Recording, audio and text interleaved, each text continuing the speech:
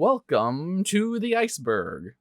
First and foremost, I'd like to welcome all my new listeners to my very first and special podcast, due to the fact this is the pilot episode that is going to kick things off.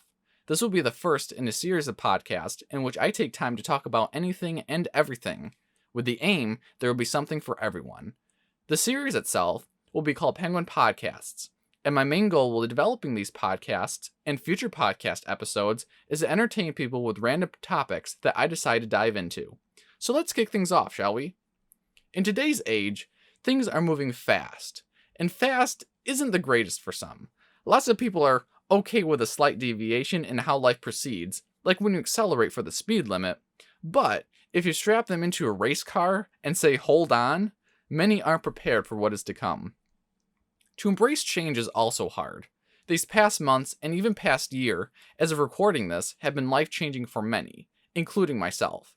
Change, in my view, is best described as an alteration that might or might not be good.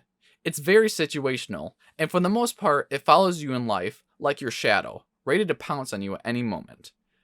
I want to take people on a journey away from the sorrow, pain, frustration, and uncertainty the world may throw at them. If I even make a single person laugh, smile, giggle, or think deeply, I would call this podcast a success. We're all here to enjoy life to its fullest. So grab a cold beverage, take a seat, or stand, whichever you prefer, and get lost in today's topic.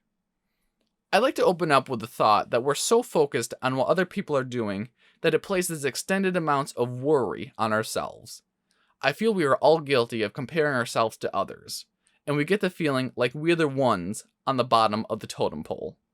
We see the successes of others take flight, whether that be a job promotion, increase in wealth, solid relationships, or even making it big in the stock market. There are so many avenues we go down and get lost in. The feeling of envy sets in, and you find yourself in a cold, dark place. And we are, quote, unworthy of anything. It's not a very healthy thing to do. And I will say even myself have been down this road before. Your own self-esteem is at risk, and even motivation to do things daily. Your mind, although powerful, can also be your worst enemy. It's the backbone of emotion and feeling. Whatever you're focused on at that given moment determines how you feel or view yourself. We all need to focus on the positive in our lives and not take time to worry about what someone else has done or is doing. You need to know what keeps you going every day. It's the spark that lights the fire in you. This is actually a good segue into the topic for today, what makes me happy. And it's not only just quote-unquote what makes me cuckoo for Cocoa Puffs, but what makes everyone happy. The definition of happy on dictionary.com states, quote, delighted, pleased, or glad as over a particular thing. There are also various words associated with happy, such as pleasure, joy, and satisfied. But why is this background about happiness important? I brought it up because I want everyone to think about what makes them happy. In times of sorrow, when I think about happy memories, moments, or activities, I feel better. It seems simple, I know, but take just a bit of time every day to think about what makes you happy. Or even at night, just before you fall asleep, where your mind revolves around the most positive experience you had that day. You could even think about what you look forward to tomorrow morning when you wake up. Could it be as simple as a cup of coffee, or the feeling of sunshine on your face? I would say yes to either of those. There's no wrong answer for what makes you happy. What makes one person the happiest might not be what makes their best friend the happiest. But as long as you have a stream of things to be happy about to swim in when times get rough, you're building yourself up to be stronger. At least in my opinion. There are a vast amount of things that makes me happy. But this isn't just to focus on myself. It's to inspire you to think about what makes you happy or to connect with the same ideas that I have to spark interest in them. There are three main topics which I would say create the most joy in my life and stand out to me the most. Those being Star Wars, music, and video games. Now, for those of you who aren't familiar with Star Wars, it was first a film created by George Lucas, which released in 1977. If there are any Star Wars geeks listening, you would know it to be May 25th, 1977 precisely. Without going into too much detail, I would say that it's a saga that was very successful, with now 9 main films and lots of sideshows, such as The Clone Wars, Star Wars Rebels, and The Mandalorian, just to name a few. There are just so many great characters that are very well developed throughout the entire Star Wars universe. I would suggest for anyone who hasn't seen Star Wars to give it a shot. For those of you who are wondering which order I suggest to watch them in, I'm happy to say that I would watch them by release date. So I would start off by watching episodes 4, 5, and 6, then go into the trio of episodes 1, 2, 3, and then finish off with episodes 7, 8, and 9. And then to conclude, you should also watch Rogue One and Solo, both of which add a great deal to the story. So it does seem like a very long list of movies, but let me tell you, it will be worth it. And a shout out to Rogue One for being my favorite Star Wars movie of all time. Now getting back to the point why Star Wars makes me so happy, is because I can get lost in the universe due to the fact it's so large. I could go on for hours quoting from each of the movies, or rewatch my favorite scenes over and over again. The point I'm trying to make is it doesn't bore me to do so. I feel if something makes you happy, it shouldn't bore you to repeat it. Star Wars has sparked some creativity in me over the years. In the past, my brother and I would act out Star Wars scenes when we were younger, pretending to be Jedi or Sith, even picking our favorite factions like the Galactic Empire versus the Rebel Alliance. Those were the days. The bittersweet memories will always be with me, sort of how like the Force is always with me. And that's a Star Wars thing, so forgive me if you didn't get it. Now let's transition over into music. I would say music has been the most impactful in my life. It gets you on your feet dancing to the beat and rhythm. There are plenty of genres of music for everyone, and each of the artists have their own individual story involved with each song. That's one of the main points about music that I love. Ordinary people take to music and create a masterpiece when going through the highs and lows of life. And you have people such as myself who relate to those songs and play them for their own highs and lows. It's such a beautiful connection. A bit of backstory on my end. In middle school, throughout high school, I was part of the band and I played trumpet. Every day we would come together as a large family of instruments and play pieces of music for about 40 minutes. Some pieces were more difficult to play than others, but when everyone came in on time and played each note perfectly, I would always get goosebumps and this feeling of euphoria. It was the best part of high school for me. Not the other classes where you had to memorize random facts or take the square root of pi. Each day could be a new piece added, and we would look it over and give it a go to see the melody, which gave me an idea just now. Exploring music in itself is something magical.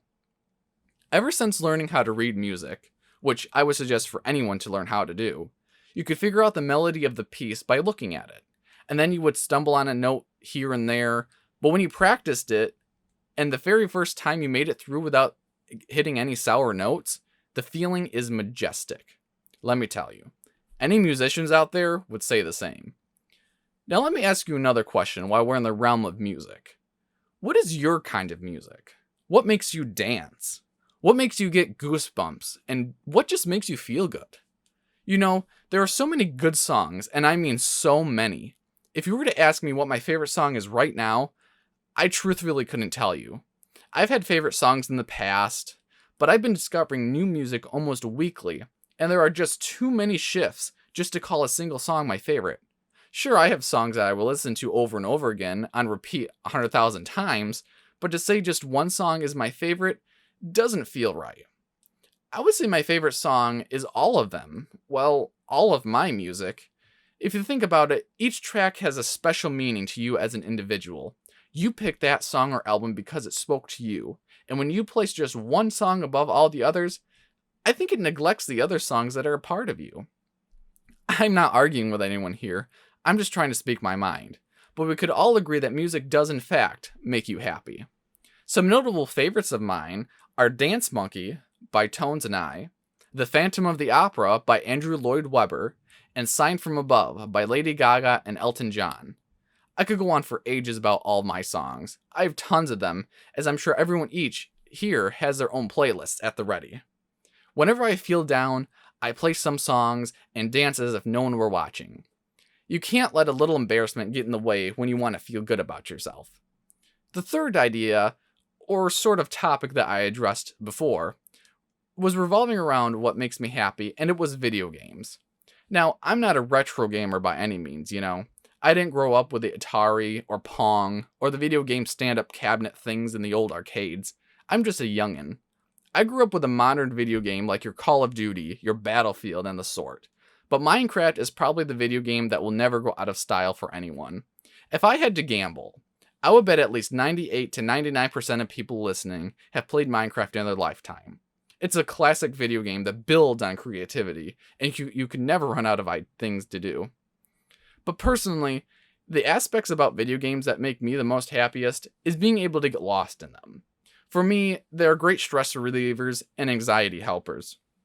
They've even improved my mood so much that they made my day and turned it 180 degrees to the positive.